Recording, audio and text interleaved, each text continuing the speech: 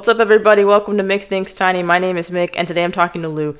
Lou is the owner of Tiny Mountain Houses, a wonderful tiny house company based out of Oregon. And they're going to talk about their experience running this company for about a decade now. They're going to talk about the background of the company, and you're just going to learn so much. I'm super excited for you guys to learn more about their company, especially for those of you who are still in that shopping stage. You know you want a tiny house, but you're not sure where to look. This is going to save you a Google search because they're a really wonderful company. So make sure that you watch the full interview. And for those of you who are new to the channel, please take the time to subscribe.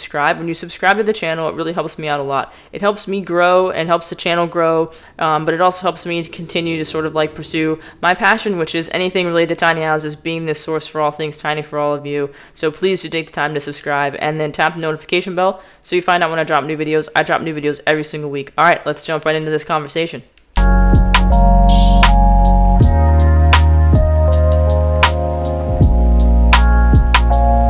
All right, so I'm here today with Lou. Lou is the owner of Tiny Mountain Houses, fantastic company based out of Oregon. Super excited to have you on the channel today, Lou. Thank you so much for taking the time to do this interview.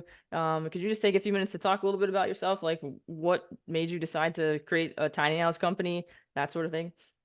Yeah, when I was 7, I fell off my bicycle and hit the curb, and it caused me to be fully entrenched in anything with wheels. No, I tell you, I've been in the factory-built housing industry all my adult life. So my exposure has always been to houses built inside a factory to fill a need. And transitioning, and I work for some of the nation's larger modular and manufactured housing companies for many, many years. So, the transition into tiny houses, although I wouldn't say it was easy, I was well prepared for it because with the knowledge that I had about factory built construction and how to build stuff that's going to go down the road on wheels and not fall apart, and then be attractive. I think was a good indoctrination into the type of housing that we're doing, although it's not the same. And I tell you, at first it was, geez, do I want to do this? I mean, is this really make any sense? Mm-hmm. And and I tell you, at first I thought that my typical buyer would be the millennial, would be the younger crowd, would be, and it turns out that that's not the case, at least not for me today, although there are millennials that buy what we build. That's not necessarily the case. And what I thought was supposed to be the tiny house that everybody wanted to have Yeah. was not the tiny house that everybody wanted to have. And Mm-hmm. so, I think like with anything else, as you learn more about your buyer and what's needed out there in the marketplace, you change. And so there's been a lot of change that's happened within at least my company, and I think within the industry as well. Um, for the better. It really has been. I enjoy it. I love what I do. I love the creative element. It feeds my ADHD brain. And it lets me just be me in a sense of the word, which just keeps me going. I mean, I don't know. Did I answer your question or did I go too far? No, yeah, you did, and you touched on a lot of things. Like the industry has changed a lot. When you talked about your buyer and like your buyer, when you're saying like not millennials, so that would be like 30s to 40, early 40s crowd now. Are you saying that like the demographic's a lot older? Like you're seeing a lot more like baby boomers or like people in their like 50s or 60s, or like what sort of surprised you there? You know what that is? That's pretty much Okay. I'm not saying that millennials aren't. I'm not saying the younger crowd is not, Yeah. a buyer or my consumer. I'm saying the majority of my sales seem to be leaning toward the baby boomers. Hmm. Seem to be now, although it may be mom and dad buying a tiny house and placing it on their property, backyard, side yard, Right. driveway for their kids. Um, they are still the buyer. Hmm. So they're decision maker in the process, I guess is probably the better term to use. Um, but that typically is the case. Um, they know what they want, or at least when they see it, they know Hmm. what they want, and they know what the needs are of the particular, or at least they can make a decision on what their needs might be based on sitting down and saying, "Hey guys, what are you going to do with this? What's the function? Who's going to live in it? Your ultimate goal, and then we can figure out from there. I think that initially I build a variety of models and layouts. Mm-hmm. Lofted units is what we started out doing most of, ladders and staircases. And I build this really awesome, what I call a ribbon staircase that I love, to go to the end of the lofts, and ladders too. And typical staircases with storage and steps like you typically see in a site-built home. And what I'm finding now is I started building what we're calling the cottage series, Mm-hmm. and it's one floor, it's single level, and there's a real thirst for these units in the marketplace. And so initially I started out just offering one 40-foot long, 8.5 foot wide, single bedroom unit. And now we've progressed to doing several other models within that same template, single level. And it seems to be hitting a mark for folks that don't want to deal with ladders and stairs. Or they have the vision, or I think the comfort level is probably a better term to use, is that this is the feel of this tiny house is more like the feel of my site-built home or my apartment, and I think that that's really an attraction for a lot of folks, because it's what they're accustomed to. So they know, I don't want to squeeze into this little bitty tiny house and turn sideways when I walk in the door, or worry about popping my head if I wake up in the middle of the night, sitting up in bed because you're in a low loft. But yeah, so it's been interesting, right? It really has, and to see the demographic, it's widespread, more so to the baby boomers, I think, today. And maybe because I'm an old fart, I don't know. No, that makes sense. So they have the buying power. They have like the They do. highest net worth. They have, the ability. They're the ones that own homes. More like bigger chunk of them own homes. So with like all the different laws changing in different states, especially here in San Diego, a lot of the ADUs, like that's Right. going to like older generations, like, in their like 60s. And yeah, like people buying putting an ADU in the backyard for their kid that's coming back, or like their kid with like their in-laws, like that sort of thing. So that makes complete sense too. Or even for the short-term rental market, like you have to Right. have a certain amount of money to be able to invest in the tiny house. So it does make sense that you would see more people, skewed towards older generations. I'm assuming that millennials, like I'm a millennial myself. I'm assuming that like millennials will eventually start to sort of tick up in the, the groups that are buying tiny houses, because so many of us don't really see homeownership in the near future because of the rising cost of housing. So I could see a lot more millennials buying them, especially on wheels, because you can move. A lot of us are remote workers. Like I've worked from home since before the pandemic. So tiny houses are like super attractive for those of us who don't want to be tied down to a location. Maybe you just want to drive up and down the coast while you work from your tiny house. So like I think that there's definitely going to be like maybe like an increase in that market over time, like that group. But yeah, I see your point for right now. It's just, they're the group that has the money. Right. And I Yeah. think that the other advantage too, I mean, you brought up a point about placing it in the backyard, having Mhm. the income in order to buy it.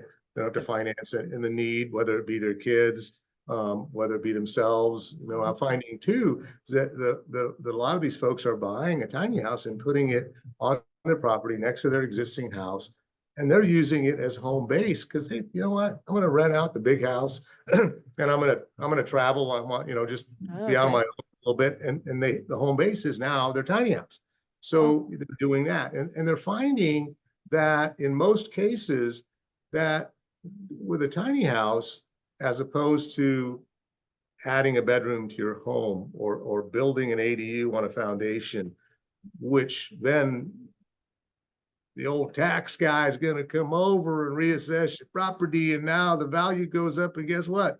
You're going to pay more money from here to forever in taxes. Whereas a tiny house, in some cases, you pay sales tax, like in the case of California. A lot of states don't have sales tax, you don't have to worry about it. But so, there's kind of that trade-off there. I mean, what do you want? And with a tiny house, it's on wheels. It's portable, it's transportable. You can move it, yeah. when it comes time. We build a lot of units for traveling nurses, for military families. Okay. They need to be mobile. They need to be, Yeah. have a portable, they don't need to, but it sure makes a lot of sense. And it's theirs. They take it with them. They're not paying a deposit for a rental somewhere, and it comes time to leave. And wait a minute, there's a stain on the carpet, and we're keeping your deposit. This is your tiny house. Yeah. Plus, it doesn't That, have carpet. that's a good point, especially since traveling nurses or military, they might not be somewhere for like the length of a traditional lease. So, they have a place on their own as opposed to having to like pay more. I know a lot of places charge you more if you have a lease that's less than 12 months. So that's something that is definitely, like saving them money too. I never Oh, thought about that. absolutely. That's a great point. Yeah. Absolutely. Even if it's on mom and dad's property or their driveway. I mean, the mobility factor is a huge, in my opinion, a huge advantage for a lot of folks. Is like, okay, you know what? I don't want to be here all the time, but Yeah. it's just until I get my footing, until I find, where I want to go, what I want to do. This works. I don't want to live inside in my old bedroom with Yeah. mom and dad. I'm 35 years old. Come on. So, Yeah. it provides that flexibility. And with the mobility portion of it, it's mine. I'm Hmm. going to take it. I'm going to move somewhere. I'm going to go somewhere else. So, or even in some cases, they decide, okay, well, I'm going to move into an RV park. And I know that it's just going to be temporary until I find a more permanent place for my tiny house. It's on wheels. Come on, I can move it. Hmm. That's true. And more parks are popping up. Like there's that great one in Oregon, Tiny Tranquility, that's been there for a Yep. little bit. Yep. There's the one out here, I think it's called Mount Laguna, outside of San Diego. There's some popping up even in the South too. I know there's a builder that's building a micro homes community outside of Atlanta. So there's a lot more of a, demand for people to have like a sense of community, but not necessarily feel like they have to pay $500,000 to get that. So I think that that's really great too, because if some of the RV parks and things like that, if you don't know everybody in the community, you might feel less safe. So I think the more that they can create communities where people feel safe, I think that's going to increase demand too. And I agree. I think that, unfortunately, there's too few of these communities out there, Hmm. and they fill quickly Yeah. because there's always a huge waiting line. I want to get in there. I want to get in there. Put me on the list. Hmm. So there's not enough of them. And Yeah. I'm talking to quite a few developers across the country that are looking at doing tiny house communities, going through all the red tape, Yep. the building departments, et cetera, in order to do that. So Hmm. yeah, it'll be great to see them. At least if half of them come to fruition over the next 5 years, that would be incredible. Yeah. That'll be huge. I know that you talked a little bit about like shifting some of your models into design with like first floors and not having lofts. I know I looked on the website a little bit. I really like the Little Tahoma Peak, like the 18-footer. Like that one's really great. I think that one's like a really cool use of like a smaller space. Can you talk a little bit about some of the models you offer, like your like design process, like how you've come up with some of the things you've come up with? Because you have a lot of really great models too. You offer a nice variety, which not every company offers. I know, Hmm. I know. I think sometimes it's too many, too much, but I think it's a reflection of, and I've already said this, my ADHD. Hmm. You know what? I really love the creative element Yeah. of what we do, and I think that our smallest unit to date is an 8.5 by 18 feet long, and is a single loft unit, the Little Tahoma Peak, and we build it with a barrel roof, or we build it, with a peak roof or a shed. So we offer some versatility in terms of that look. And it's a great house. And I'll tell you what, we sell a few of those. We started out selling a bunch, building Mhm. a whole bunch of them. And it seems that most folks that are interested in tiny houses with lofts, the preference is to go with something with dual lofts, with two Right. lofts, because it adds that, for 4 more feet, it gives you that much more flexibility and usable Mhm. space. So I've got a unit we call the Chinook Peak, and it's a 22-foot dual loft, galley kitchen unit, good sized bathroom, and a little living room when you come in the front door.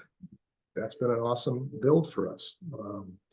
I think that, and then we morph into, oh man, we've got what is that? The Nicholas Ridge. We build as a 26 and a 28 foot long unit. It's dual lofts. The 26-foot version has a primary loft that's almost 12 feet Oh and wow, cool. 8.5 feet wide. I mean, there's a lot of room up there. Yeah, that's huge. Uh, yeah, it really is. Yeah. And so, I think that with the offering that we have, and then I go as big as, when we get wider, we get to 9.5 feet wide and Mhm. 30 feet long, and with lofted units. Non-lofted, we go up to 42 feet, and we're 9'2" in width. There's a lot. There's a lot, and I think more times, I might be getting off topic here, but I'm just going to keep going. You're Is good. a lot of times people will have, you know, an idea in their mind. Well, this, I need that. Yeah. That's the house. I don't want to talk anybody out or in of everything, into anything, but I want to provide them with enough information that they can make an educated decision on what their living habits are, what they're going to do with the space, how they're going to live in it. You know, and I think that more times than not, it's they come to the sales center, and we've got a whole bunch of tiny houses here, staged, and look like you could just move in right now. You know, sit down, watch TV, and have, you know, whatever you're gonna have for food or drink.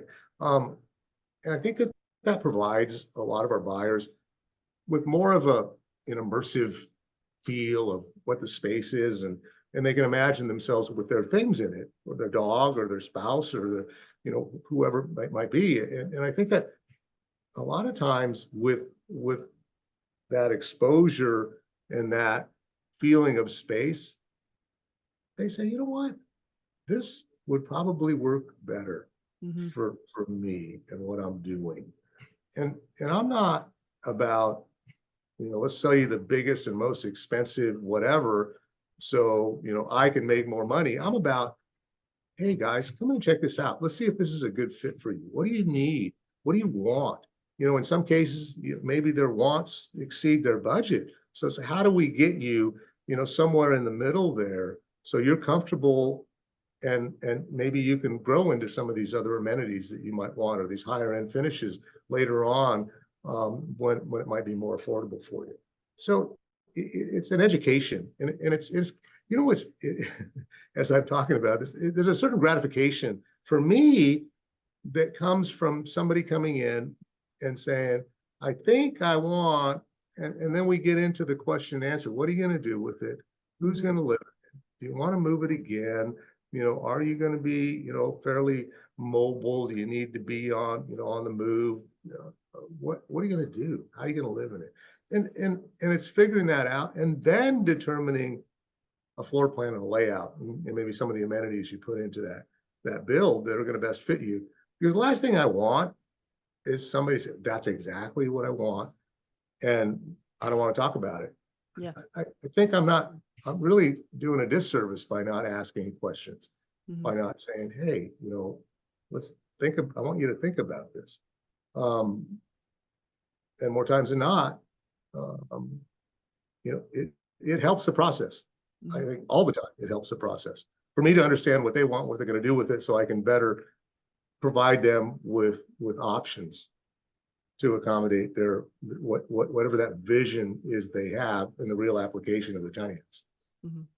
No, I think that makes sense. And I think you having like physical models that people can like walk through and touch and feel and imagine themselves in is huge for something like a tiny house, because most people have no idea what they actually want. And it's one thing to see a picture, you know, a Google image, or even to see something on a website, and to actually like be in the space like physically and just think like, oh my gosh, like 8.5 feet maybe is not wide enough. Maybe I do want to go to 9.5. Maybe I do want to go to 10. Maybe I do need two lofts. So I feel like that's huge, because a lot of people are buying these.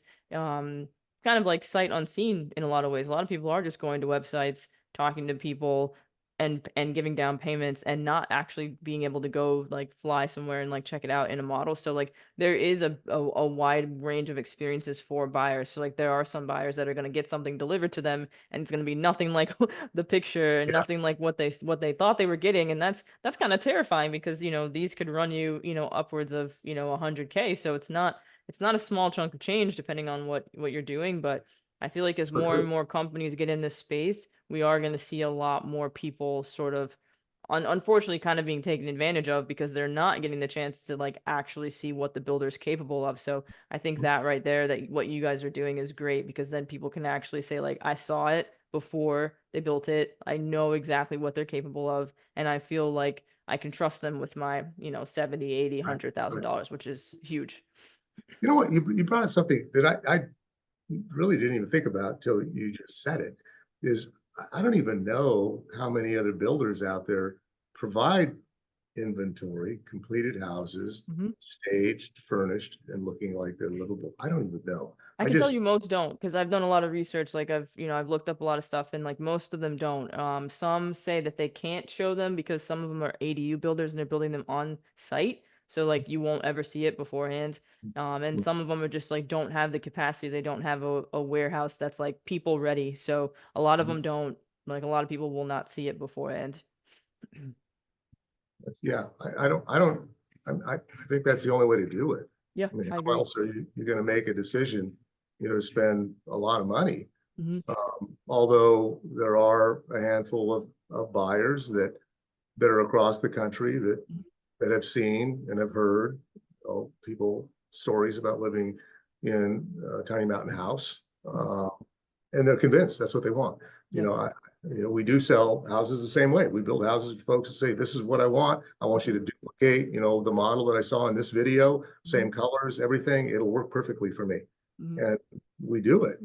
I mean, the other part of this too is that if somebody is, I mean, here we are. I just opened a second sales center in Yep. Klamath Falls, Oregon. In fact, just last week.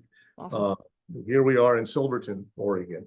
Um, if and I tell folks, somebody might call from New Hampshire or Florida or Maine and say, "I'm interested, in a TMH house." I really would like to see it. Hmm. And I always say, hey guys, if you want to come out here and take a look at product, the sales center, and walk it and sit on the sofa and, you know, feel the countertops and open and close the doors, um, come on out.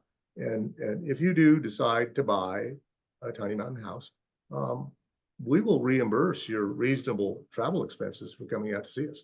I mean, so I want to facilitate it. I want to make it make sense. And I want people to know that they don't have anything to hide. Yep. I want you to be happy.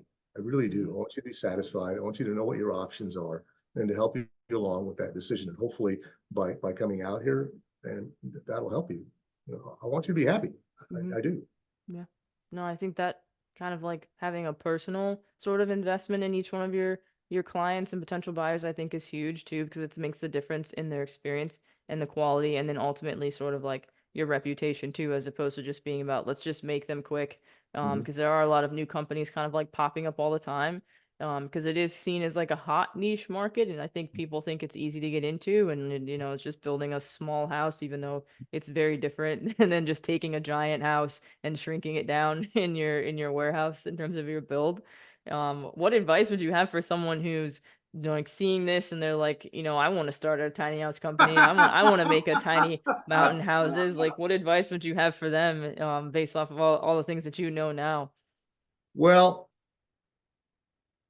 as you stated, I mean, I've seen a lot of site builders Hmm. come into this space with the idea that all I need to do is buy a trailer and then build like I've always built before on a foundation to put it on a trailer and expecting it to be a transportable product with longevity.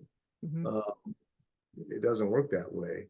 I mean, there's a lot of nuances, and having been exposed to factory built construction all my adult life that need to be considered, thought through, and engineered into the structure to have longevity, to have something that somebody can use for the next 35, 40 years. Hmm. And that's a reality with what we build if you take care of it. I mean, just like anything else, but that's a reality. So I mean, I'll tell you what, I've had, I don't know how many builders, I want to come over and check out your facility. I want to come over and check out what you're doing. I want to see how you're doing it. you know, and I'm not really, that's not my thing. I mean, Yeah. if you want to figure it out, I'm not going to show you all my tricks of the trade. Yeah, I'm of not going to course. share with you all the things that it's taken me over 10 years to develop, design, and figure out. Hmm. Um, because I don't know, maybe I'm being selfish. I think that I'm just being realistic Hmm.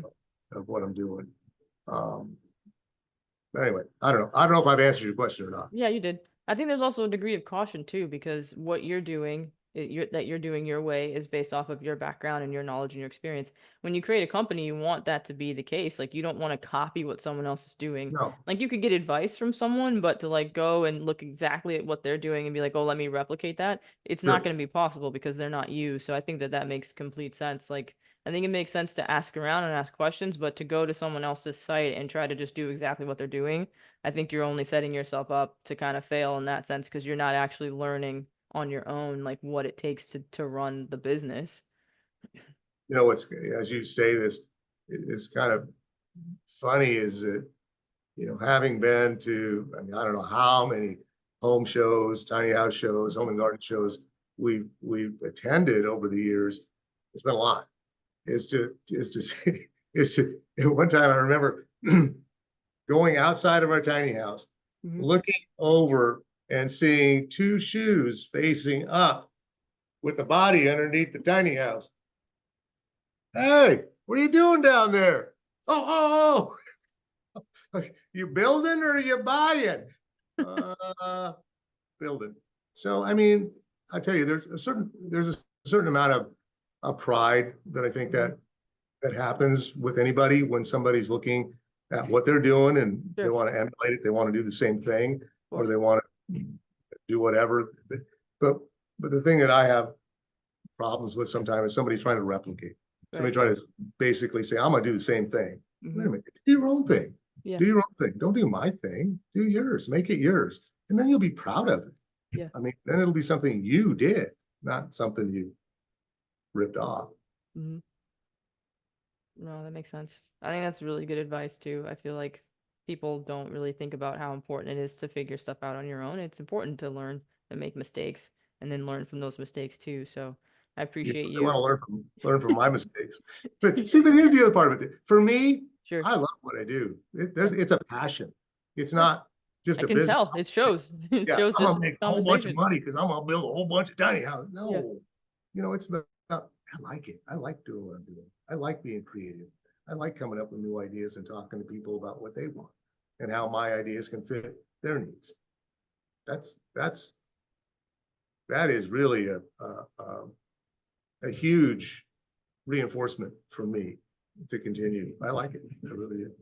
I probably said that too many times, didn't I? No, I think it's great. It shows. I think you're setting I don't know, I think you're setting a great example too. And I think that people that are watching, that will watch this will see that. And I think that, passion comes through, I feel like more than anything else. And I feel like it's great. It's great to hear from you and to hear your advice, but and learn from your story. And I appreciate you being so honest and just like really candid too, because I think that's what people need to hear. Like the main reason why I made this channel was to give people information because there is so much out there, and it's hard to sift through stuff. So just try to bring on as many people as I can, like solid people that are either living in tiny houses, building them, they're enthusiasts like myself. Like I just want to make sure that people have as much information as they can, because I feel like most of the time what you get in this industry is a lot of photos, like a lot of pretty pictures of houses, but not a lot of information about what it takes to build them, how you even find them. I don't even think most people know where to go if they want to buy a tiny house, like just through like marketplaces and stuff like that. Like I don't even think a lot of people know about where to get them, in that way too. So I appreciate you taking the time to talk with me and chat with me, and links to everything that you're doing are in the video description, your website, your Instagram, your YouTube, like all that stuff. So I'll definitely, continue to follow everything that you're doing. You're in Oregon, so I'm biased, so like you're at the top of my list Yeah. because of Yeah. where you're located too. So I'll continue to be a big fan. So I really appreciate it. Fantastic. No, I love it. I really do. I mean, and thank you for the exposure and the opportunity to talk with you and your viewers, listeners, about us and what we do. And I wish you the best of luck. And Oregon's a great place. I mean, sometimes I've heard it. This is the epicenter of tiny houses. It is. Oh, okay. I think so. I personally think so. I think it is. I think that's like there's so many things you can like there's so many different types of tiny houses and companies you can find Sure. up in the Pacific Northwest, but like, in the Portland metro area and Oregon in particular. So yeah, no, I think it's a great place to find, really knowledgeable people, especially with the weather too. I know that down here, some of the things that are going on down here, like if you build a tiny house down here, specifically for this area, this climate, it's really not going to translate into much of the country. No, So it's great here, no. but like, with like different insulation and stuff like that, like it's not going to keep you warm. It's probably not going to be great for the snow. Like there's a million different factors with climate with tiny houses too. So yeah, I think you guys you're in a great place, and you're probably learning a lot of things that, you can't learn in other parts of the country when you're building You're these too. right. I mean, somebody think that a house built to the same standards that you would Hmm. see in a warm climate versus, in the Pacific Northwest Yep. or, on the other side of the country too. I mean, it's all different. So, when we're dealing with the amount of moisture that we are in the Pacific Northwest, I mean, we have to do other things that are basically going to protect your house and add to the longevity of that structure and sustainability of what you purchased. Hmm. No, that makes sense. Cool. Yeah. Well, thank you again. Appreciate it. And we'll talk Thank you. soon. All All right. right. Fantastic. Best of luck. Thanks. All right, that was my conversation with Lou. Super, super, super, super helpful. I'm so glad I got the chance to sit down and talk with them.